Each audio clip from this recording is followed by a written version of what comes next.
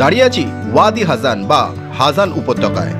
জম্মু কাশ্মীরের অনন্তনাগ জেলায় পেহেলগাঁও থেকে 15 কিলোমিটার দূরে অবস্থিত এই উপত্যকার আরেক নাম বেতাব ভ্যালি।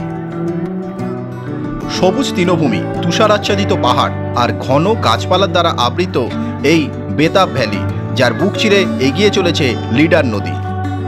একদিকে রয়েছে ঘন পাইন জঙ্গল আর আরেকদিকে রয়েছে উইলো গাছের সারি। ভ্যালিটিকে ঘুরে দেখতে এখানেও ঘোড়ার ব্যবস্থা রয়েছে। হাতে সময় থাকলে ঘোড়ায় চেপে জায়গাটি এক্সপ্লোর করতে পারেন। যদি সেটা না পারেন তাহলে পায়ে হেঁটে জায়গাটি ঘুরে দেখুন, মনে হবে জীবনের একটা সবথেকে সুন্দর জায়গায় আপনি এসেছেন। এখন আমি আছি বেতাব ভ্যালিতে।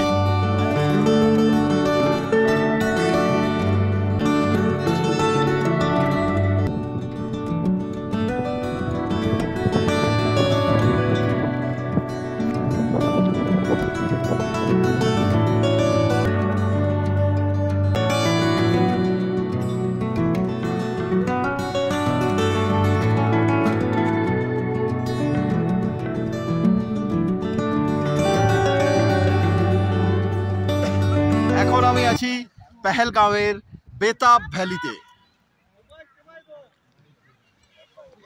চারপাশের অপরূপ দৃশ্য, একটা সুন্দর ভ্যালি সবুজে ঢাকা, তার সঙ্গে গাছের সারি আর পাহাড়ের ওপরে জমে রয়েছে বরফ। সেই দূরে দেখা যাচ্ছে চারপাশে 360 ডিগ্রি অ্যাঙ্গেলে এই যে উপরে ঘিরে আছে।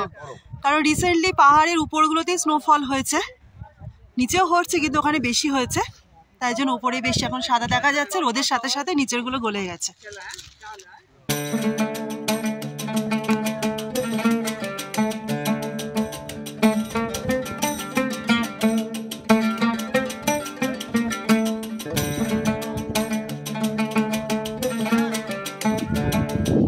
ये चांद का रोशन चेहरा, जुल्फों का रंग सुनहरा, ये नील से नीली आंखें, यही राज इनमें गहरा, खातिर करो क्या उनकी जिसने तुम्हें बनाया। ये चांद का रोशन चेहरा, जुल्फों का रंग सुनहरा। বেতাব ভ্যালিতে কাশ্মীরি পোশাক পরে টাইটানিকের পোজে ছবি তুললাম।